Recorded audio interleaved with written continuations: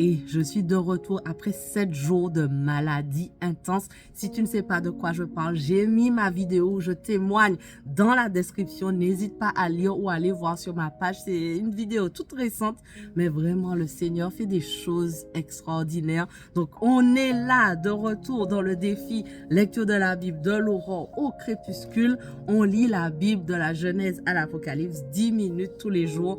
Donc rejoins-nous, reste et prends ta bénédiction à toi. Merci Seigneur, vraiment, parce que tu me montres chaque jour que tu prends soin de moi, que tu prends soin de nous, que tu es puissant, que tu es là. Et même quand on ne voit pas, même quand on a l'impression que tu n'es pas là, que tu n'agis pas, tu as une plus grande vue, tu as la vue d'ensemble. Et vraiment, merci Seigneur, parce qu'on peut te faire confiance en toutes choses. Et je prie Seigneur pour le passage du jour dans les proverbes. Vraiment, je prie pour tous ceux qui vont nous rejoindre aujourd'hui. Merci encore parce que tu fais des miracles. Merci parce que tu nous encourages. Aide-nous à comprendre le passage du jour et bénis tous ceux qui sont avec moi au nom de Jésus. Amen. Alors, on continue. Proverbe 29, verset 22. L'homme prompt à la colère provoque des querelles et celui qui s'emporte facilement commet beaucoup de fautes. L'orgueil de l'homme le mène à l'humiliation, mais la modestie obtient les honneurs. Celui qui partage avec un voleur se hait lui-même.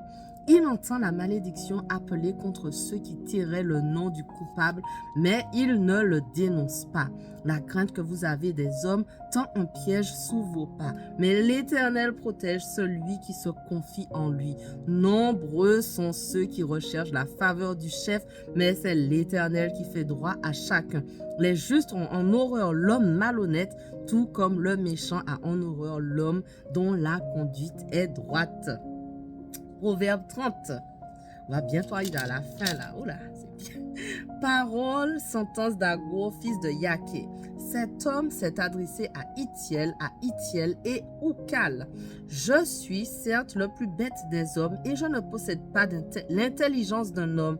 Je n'ai pas appris la sagesse et je ne connais pas la science des saints. Qui est jamais monté au ciel, puis en est redescendu?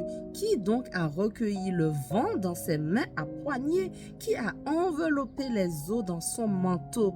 Qui a fixé les limites de la terre? Quel est le nom? Quel est son nom et quel est le nom de son fils? Dis-le si tu le sais.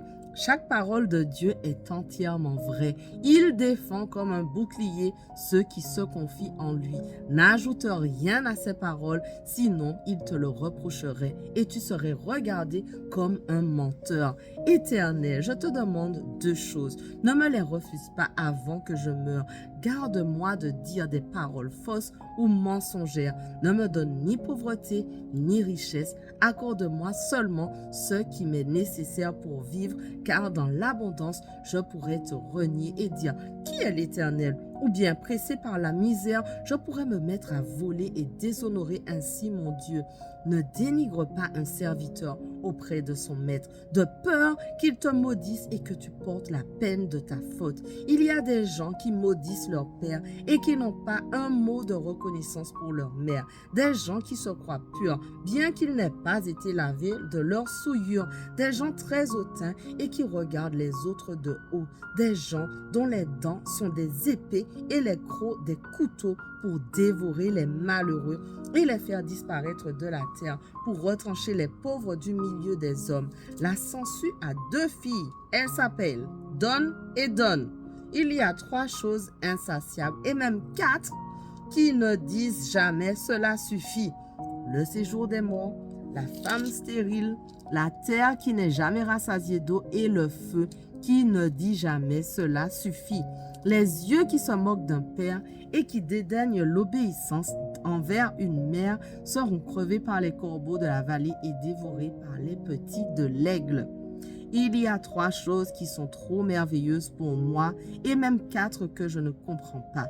Le chemin qui suit l'aigle dans le ciel, celui du serpent sur le rocher, celui du navire en haute mer et celui de l'homme chez la jeune fille. Voici comment agit la femme adultère. Elle satisfait ses appétits, s'essuie la bouche et dit « Je n'ai rien fait de mal ». Il y a 3 choses qui font trembler la terre et même 4 qu'elle ne peut supporter. Un esclave qui devient roi, un insensé qui vit dans l'abondance, une femme odieuse qui trouve à se marier et une servante qui supplante sa maîtresse. Il y a 4 petits animaux sur la terre qui pourtant sont remplis de sagesse. Les fourmis qui forment un peuple faible mais qui préparent leur nourriture pendant l'été.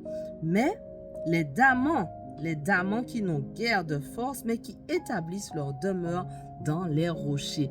Les sauterelles qui, sans avoir de roi, s'avancent toutes en bataillon rangé, et le lézard qu'on attrape à la main et qui pénètre dans les palais des rois. Il y a 3 êtres qui ont une belle démarche et même 4 qui ont fière allure. Le lion, le plus brave des animaux, qui ne recule devant personne. Le coq avec sa fière allure. Le bouc et le roi qui avancent à la tête de ses troupes. Si tu as été assez fou pour te vanter, ou si tu as eu de mauvais desseins, tais-toi désormais, car en battant la crème, on produit du beurre. En frappant le nez, on fait jaillir du sang. Et en laissant exploser sa colère, on provoque des disputes.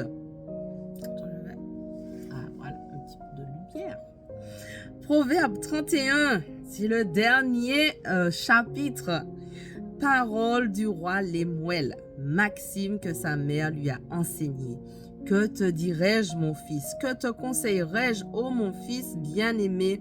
Que te dirais-je, fils appelé de mes voeux? Ne gaspille pas tes forces avec les femmes. Ne te laisse pas mener par celles qui perdent les rois. Il ne convient pas au roi Lemuel.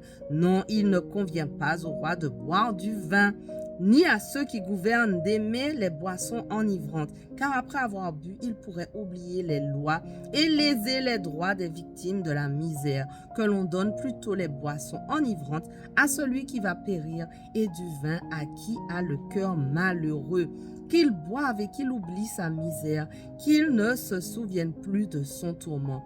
Ouvre la bouche pour défendre ceux qui ne peuvent parler, pour défendre les droits de tous ceux qui sont délaissés.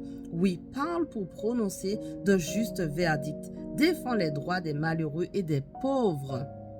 Poème de la femme vaillante. J'aime bien ça, j'aime bien ce titre, la femme vaillante. Heureux celui qui trouve une femme vaillante. Elle a bien plus de prix que de perles précieuses. Son mari a confiance en elle. Il ne manquera pas de bien dans sa maison. Tous les jours de sa vie, elle lui fait du bien et non du mal. Elle cherche avec soin du lin et de la laine et elle les travaille de ses mains diligentes. Comme un vaisseau marchand, elle amène des vivres de loin en sa demeure. Quand il fait nuit encore, elle est déjà debout, préparant pour sa maisonnée ce qu'il faut pour manger et elle distribue leurs tâches à toutes ses servantes. Elle pense à un champ, alors elle l'achète. Du fruit de son travail, elle plante une vigne. Avec plein d'énergie, elle se met à l'œuvre et active ses bras. Elle constate que ses affaires marchent bien jusque tard dans la nuit. Sa lampe est allumée. Ses mains filent la laine et ses doigts tissent des vêtements. Elle ouvre largement la main à l'indigent et tend les bras aux pauvres. Pour elle et tous les siens, peu importe la neige, car toute sa famille est revêtue de doubles vêtements. Elle se fait des couvertures. Elle a des vêtements de lin, de fin lin et de pourpre. Son mari est connu aux portes de la ville, car il y siège avec les responsables du pays. Elle tisse elle-même des habits et les vend. Elle fait des ceintures qu'elle cède aux marchands. La force et la splendeur lui servent de parure. C'est avec le sourire qu'elle envisage l'avenir. Ses paroles sont sages, elle dispense avec bonté l'enseignement.